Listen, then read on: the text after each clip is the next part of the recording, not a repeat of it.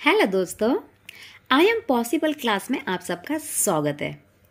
आज हम पढ़ने वाले हैं lesson number 3 motions of the earth standard 6 का ये चैप्टर है ज्योग्राफी का। ठीक है, तो मोशन ऑफ द अर्थ,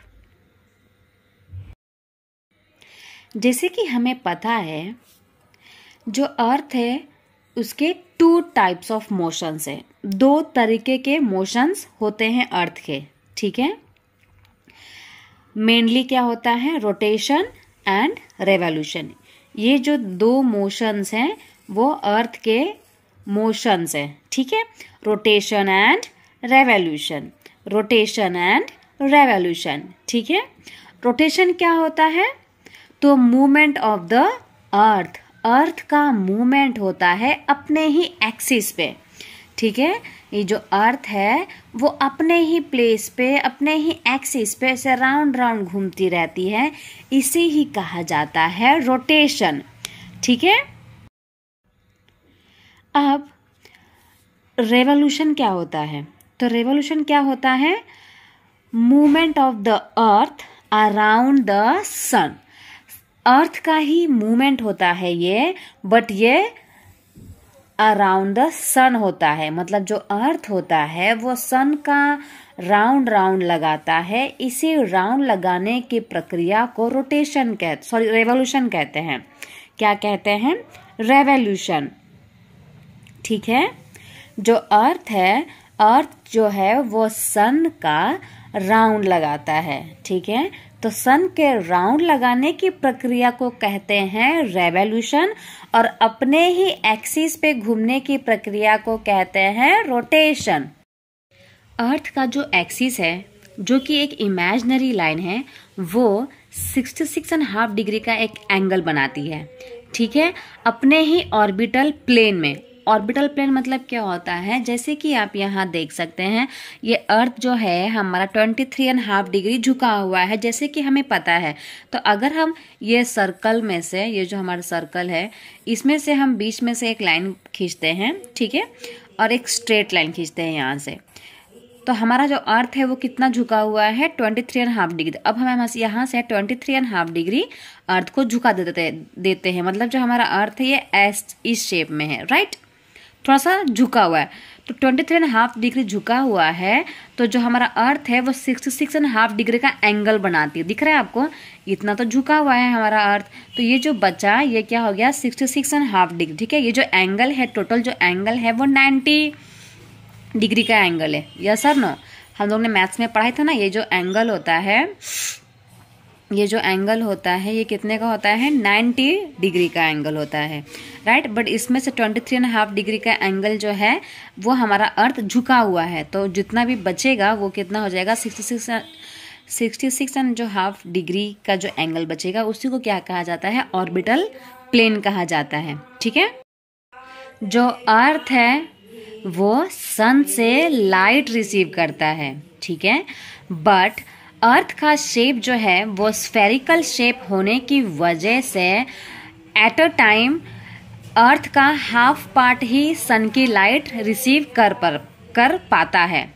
ठीक है, जैसे कि आप पिक्चर में देख सकते हैं, स्फेरिकल शेप होने की वजह से सन का जो है हाफ पार्ट ही क्या है, अर्थ का जो हाफ पार्ट ही है वो सन की लाइट रिसीव कर पाता है, और आधा जगह पे क्या रहता है, नाइट रहता है। ठीक है, चलिए आगे देखते हैं। जो पोर्शन सन की तरफ होता है वो पोर्शन डे एक्सपीरियंस करते हैं, वहीं दूसरी तरफ क्या रहेगा, जो पोर्शन सन से दूर है वो नाइट एक्सपीरियंस करते हैं। ठीक है, और वही डे और नाइट के बीच का जो गैप होता है, जो डे एंड नाइट को 2 पार्ट्स में डिवाइड कर देता है, इसी को कहा जाता है सर्कल ऑफ इल्यूमिनेशन। जैसे कि आप इस पिक्चर में देख सकते हैं, जो पार्ट सन की तरफ है वो डे एक्सपीरियंस कर रहा है, और जो पार्ट सन से दूर है वो पार्ट नाइट एक्सपीरियंस कर रहा है। तो डे एंड नाइट के बीच का जो प्लेस होता है, जो डे और नाइट को डिवाइड करता है, इसे ही कहा जाता है circle of illumination. I hope आपको इतना समझ में आ गया होगा। अर्थ जो है एक रोटेशन कंप्लीट करने में 24 आवर्स लेता है, ठीक है। और उसी पीरियड ऑफ रोटेशन को अर्थ डे भी कहा जाता है, मतलब रोटेशन को ही क्या कहा जाता है, अर्थ डे, ठीक है। और इसी को क्या बोला जाता है, ये एक क्या है, डेली मोशंस ऑफ द अर्थ है, मतलब जो अर्थ है उसका ये डेली का काम है, राइट। अगर एक दिन जो अर्थ है वो रोटेट करना बंद कर देगा तो सोचिए आप क्या होगा। अर्थ का जो पोर्शन सन की तरफ रहेगा वो through out the year day he experience करेगा, और जो पार्ट सन से दूर रहेगा वो through out the year night he experience करेगा। इसलिए अर्थ का रोटेट होना बहुत ज़्यादा ज़रूरी है। जिस एरिया में जो पोर्शन सन की तरफ है वो डे एक्सपीरियंस करेगा, तो वहाँ पे क्या रहेगा, कंटिन्यूसली क्या रहेगा, वार्म रहेगा, बहुत गर्मी रहेगी उस एरिया में। और जो दूसरा जो हाफ पार्ट है जो सन से दूर है वो नाइट फील करेगा। तो नाइट फील करने के वजह से वहाँ का जो एरिया है वो पूरे टाइम कोल्ड रहेगा। तो ऐसे सिचुएशन में जो लाइफ है वो एग्जिस्ट करना पॉसिबल नहीं है। अब सेकेंड मोशन क्या है, अर्थ क्या करती है, सन का राउंड लगाती है। इसी प्रक्रिया को क्या कहा जाता है, रेवोल्यूशन। और ऑर्बिट किसे कहा जाता है, ये जो अर्थ होता है तो अर्थ का एक फिक्स्ड पाथ होता है, एक फिक्स्ड रास्ता होता है, उसी रास्ते से होकर इस अर्थ को गुजरना होता है, ठीक है। तो इसी रास्ते को क्या कहा जाता है, ऑर्बिट, ठीक है। और अर्थ को एक राउंड लगाने में 365 डेज लगते हैं, ठीक है। अर्थ समझ लो यहाँ से शुरू होता है तो सन का पूरा एक चक्कर लगाने में 365 डेज लगते हैं।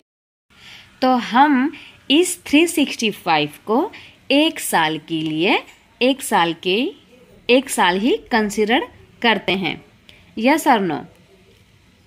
तो 365 अगर डेज कंप्लीट हो जाते हैं अर्थ के, मतलब कि एक साल कंप्लीट हो गया है अर्थ का, ठीक है। और जो 6 आवर्स बचे रहते हैं उसको हम लोग ऐड नहीं करते हैं, इग्नोर कर देते हैं, ठीक है।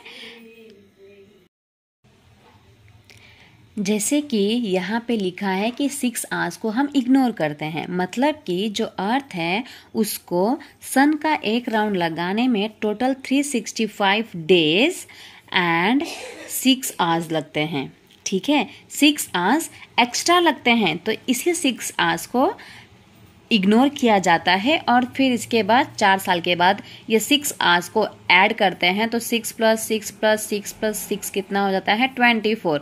तो यही 24 आवर्स फरवरी में ऐड किया जाता है और उसे ही लीप ईयर कहा जाता है। चलिए आगे देखते हैं। तो ये जो 6 आवर्स होता है उसको सेव किया जाता है और फिर 4 साल के बाद वही क्या बन जाता है, 24 आवर्स, और उसी को फरवरी मंथ में ऐड किया जाता है, ठीक है। अब देखेंगे तो हर 4 साल के बाद जो फरवरी होती है वो 29 डेज की होती है, ठीक है। तो यही 4 साल में होता क्या है कि इसी 6 आवर्स को प्लस किया जाता है, और जब ये 6 आवर्स कंप्लीट हो जाते हैं 4 साल में, तो उसे 24 आवर्स कंसिडर करके फरवरी में डाल दिया जाता है, ठीक है।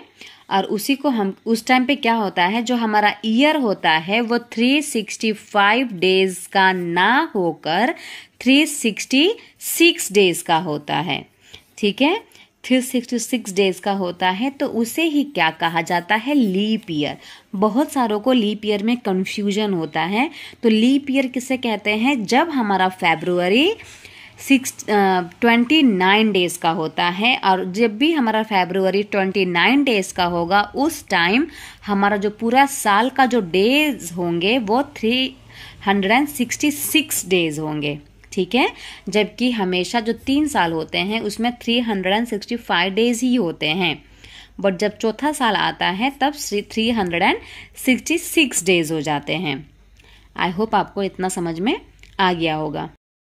जैसे कि आप फिगर 3.3 में देख सकते हैं कि जो हमारा अर्थ है वो सन का जो राउंड लगा रहा है वो एक एलिप्टिकल ऑर्बिट में लगा रहा है, एक एलिप्टिकल शेप में लगा रहा है, ठीक है।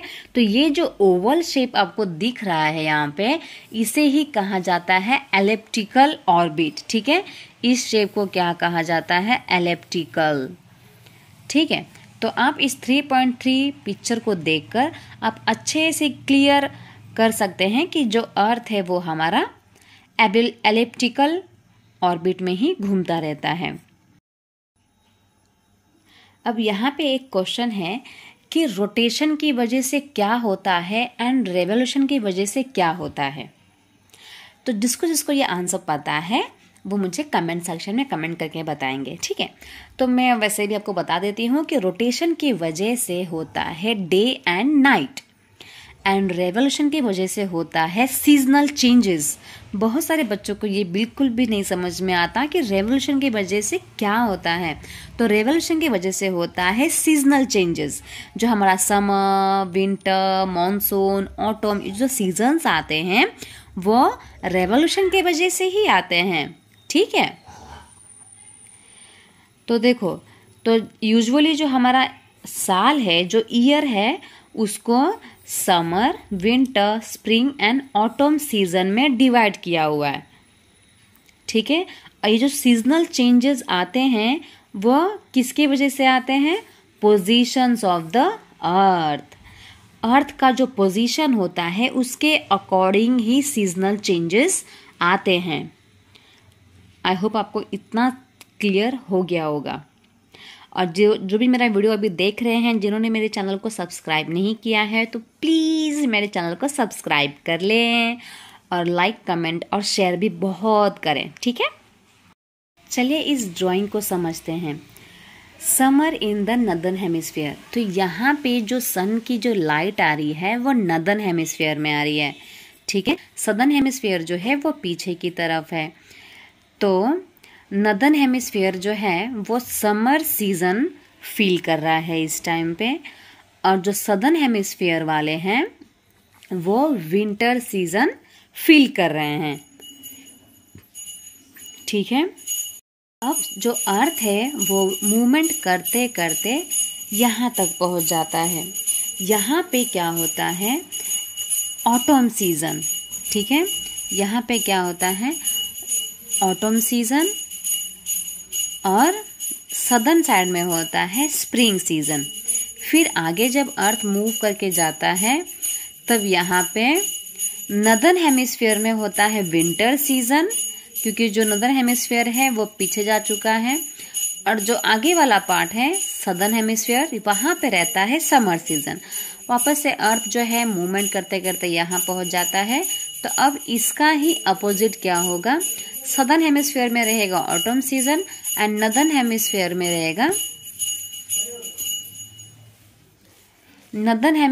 रहेगा autumn season and northern hemisphere में रहेगा spring season and southern hemisphere में रहेगा ऑटम सीजन। तो ये जो मूवमेंट है ये ऐसा कंटिन्यूसली चलता रहता है। ये पूरे मूवमेंट को करने के लिए अर्थ को 365 डेज एंड 6 आवर्स लगते हैं, ठीक है। इसी 6 आवर्स को हम इग्नोर करते हैं 3 साल तक, और चौथे साल में ये सारे 6 आवर्स को ऐड करके 24 डेज बनाते हैं और उसको फरवरी में ऐड करते हैं। इसीलिए हमारी जो फरवरी होती है वो 29 डेज की होती है, और उस साल 365 डेज के बजाय हमारे साल में 366 डेज होते हैं। आई होप आपको इतना समझ में आ गया होगा। नेक्स्ट टॉपिक हम नेक्स्ट क्लास में डिस्कस करेंगे। ठीक है, आज के लिए इतना ही। वीडियो पसंद आई होगी तो लाइक कमेंट शेयर ज़रूर करिएगा और चैनल को सब्सक्राइब भी ज़रूर करिएगा। और वीडियो अगर नहीं भी पसंद आई होगी तो भी सब्सक्राइब लाइक कमेंट शेयर ज़रूर करिएगा। आपका एक लाइक मुझे मोटिवेट करता है। Thank you so much everyone.